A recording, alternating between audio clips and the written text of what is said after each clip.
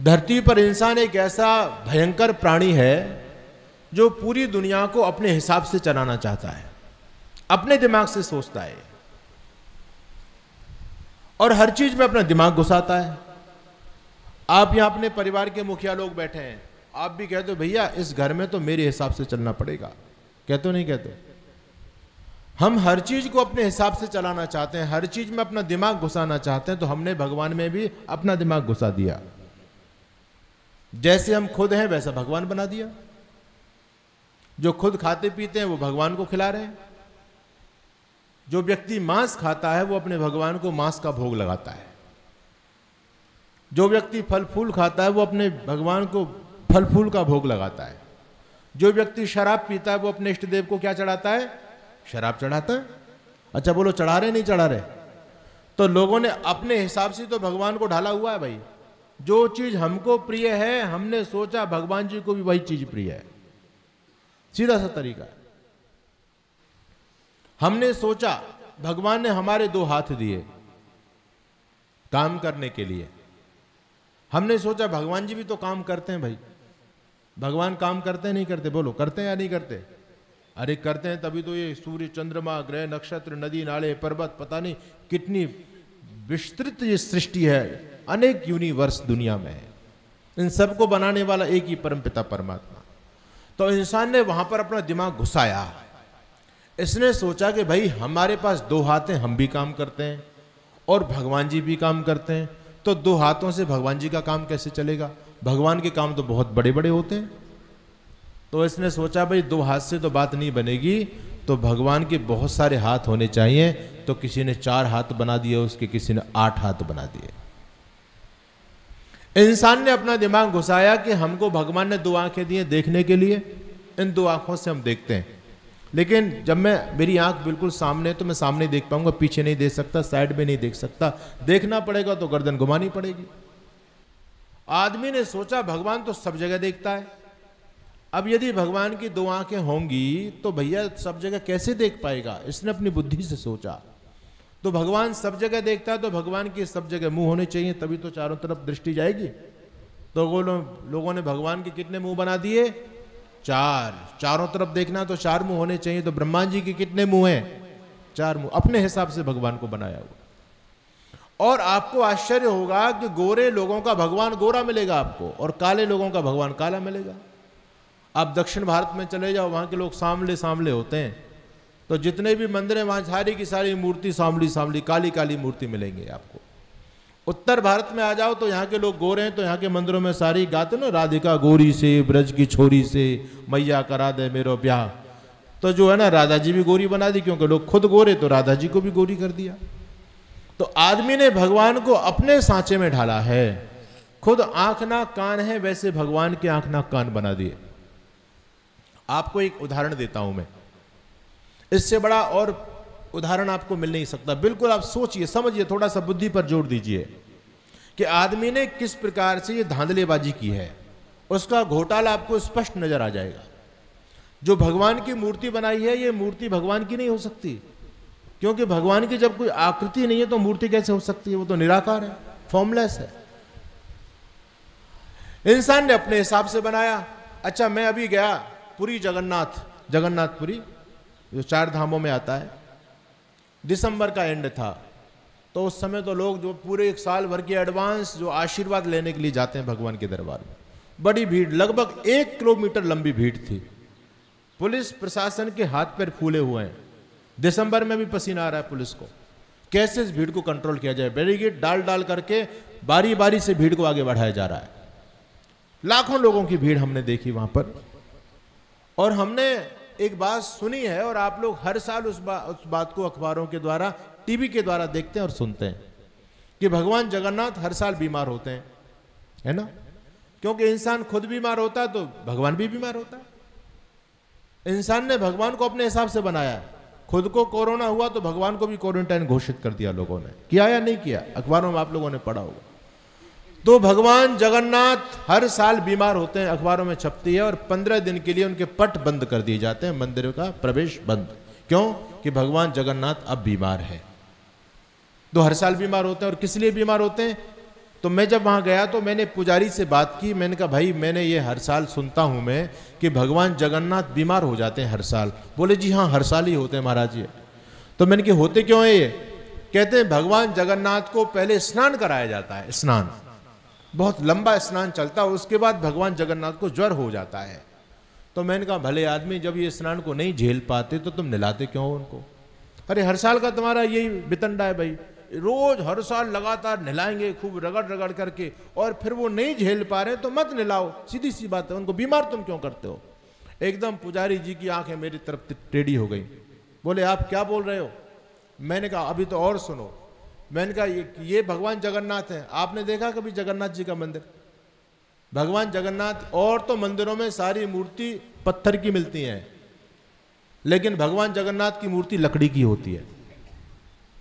आगे उसने और मुझे बताया, कहता महाराज ये जो भगवान जगन्नाथ का हर 12 साल में कलेवर बदलते हैं, भगवान जगन्नाथ हर 12 साल में कलेवर बदलते हैं। कलेवर यानी शरीर बदलते हैं। तो मैं इनकी क्या इनकी मौत हो जाती है? बोले नहीं नहीं, इनको अग्नि स्नान करा दिया जाता है, 12 साल में इनको अग्नि में फूंक देते हैं वो। तो मैंने कहा ये तो बड़ा पाप करते हो आप लोग भाई। भगवान जगन्नाथ उसको तुम अग्नि में ऐसे ही जला देते हो, इनकी जब डेथ नहीं हुई तो तुम ऐसे कैसे जला देते हो? उस व्यक्ति ने बड़े गजब की मुझे बात बताई।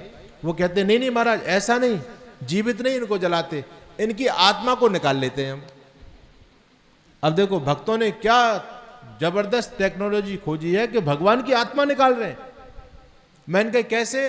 कहते ये जो आप मूर्ति देख रहे हो ना, मूर्ति, इस मूर्ति अंदर से पोली है, लकड़ी की मूर्ति अंदर से पोली है, इसके अंदर एक पोटली होती है, पोटली, उस पोटली में जगन्नाथ की आत्मा रहती है।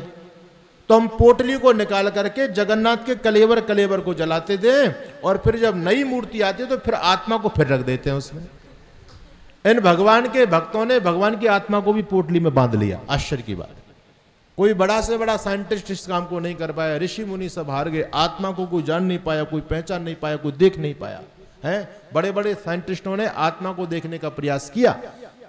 जब लोगों की मौत होती है ना तो कहते हैं आत्मा निकल गया, तो कहते हैं लोगों ने देखा कि भैया आत्मा निकलेगा तो निकलेगा कैसे? उस आदमी को मरते समय शीशे में बंद कर दिया, बच्चों शीशे में बंद। बोले अब देखेंगे कि आत्मा किस कलर का होता है। लेकिन जब आदमी तो मर गया और देखा तो भैया वो तो दिखाई नहीं दिया, वो तो कैसे निकल गया पता ही नहीं चला। और उस भगवान जगन्नाथ की आत्मा को पोटली में बांधे फिर रहे हैं मूर्ख लोग। तो क्या भगवान के साथ ड्रामा चल रहा है? वस्तुतः देखा जाए तो भगवान को लोगों ने, इंसान ने अपने सांचे से ढाला हुआ है।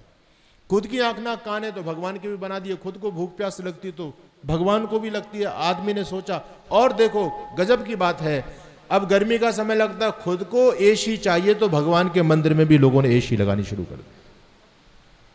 सर्दी का समय आता है तो खुद को कंबल रजाई चाहिए, वो भगवान को भी कंबल रजाई मंदिर में रख देते हैं। बोले अब सर्दी का समय आ गया, अब भगवान को गर्म वस्त्र दे दो।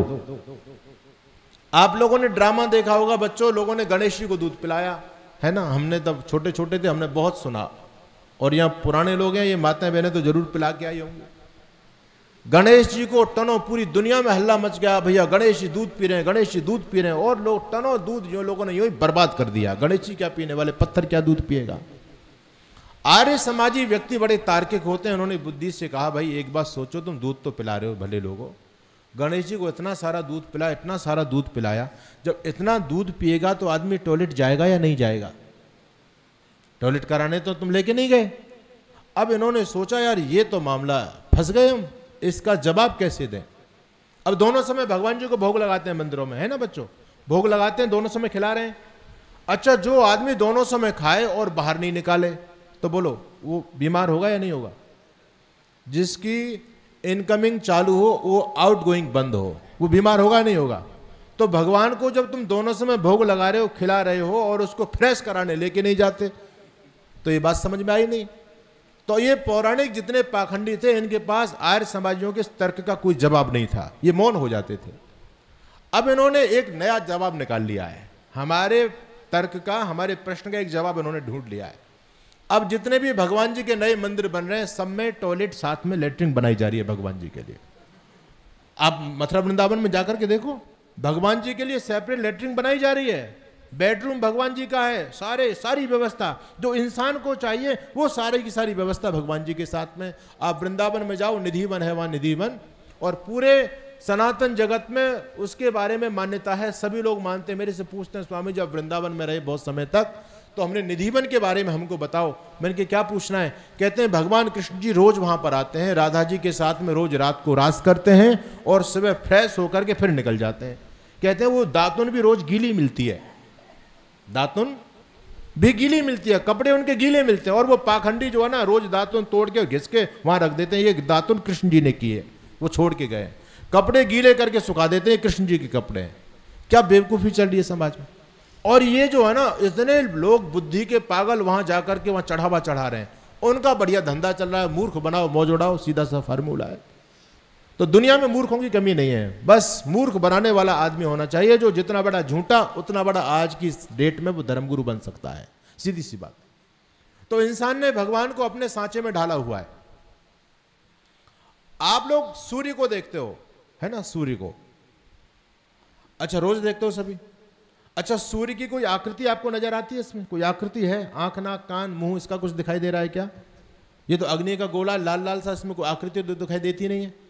लेकिन हमारे यहाँ सूर्यवंशी क्षत्रिय होते हैं, उनके घरों में सूर्य भगवान का फोटो आपको मिलेगा, है ना। आपके यहाँ भी हो सकता है, गूगल पर आप देखो। तो इस सूर्य के अंदर कोई आकृति नहीं है, लेकिन जब इंसान ने सूर्य की भी फोटो बनाई, तस्वीर मूर्ति बनाई, तो उसमें भी अपना रूप घुसा दिया इंसान ने।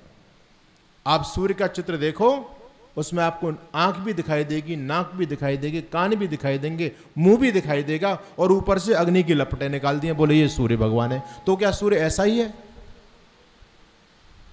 इसी प्रकार से इंसान ने भगवान के साथ भी किया, जैसे सूर्य के साथ किया।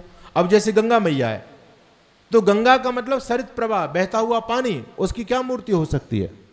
लेकिन इंसान ने जब गंगा की मूर्ति बनाई, तो उसके साथ भी, उस गंगा में भी इसने अपनी बुद्धि, अपना रूप घुसा दिया, क्योंकि गंगा स्त्रीलिंग है तो उसको स्त्री का रूप दिया। ऊपर से बहुत सुंदर स्त्री का रूप यहां तक दे दिया, और नीचे से जल की धाराएं निकाल दी, कहते हैं ये गंगा मैया है।